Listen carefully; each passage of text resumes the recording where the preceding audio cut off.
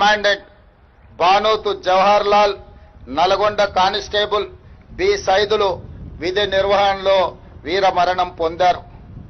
3 రోజుల క్రితం నిజామాబాద్లో సిసిఎస్ కానిస్టేబుల్ ఎంపల్లి ప్రమోద్ కుమార్ విధి నిర్వహణలో వీరమరణం పొందారు.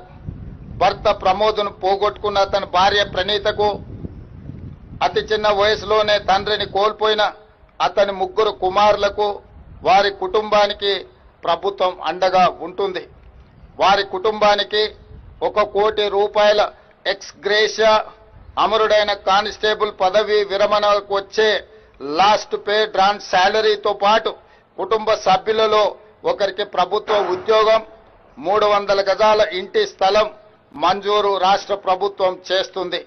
వీటితో పాటు పోలీసు భద్రత సంక్షేమం నుండి 16 లక్షల ఎక్స్ గ్రేషియా, పోలీసు వెల్ఫేర్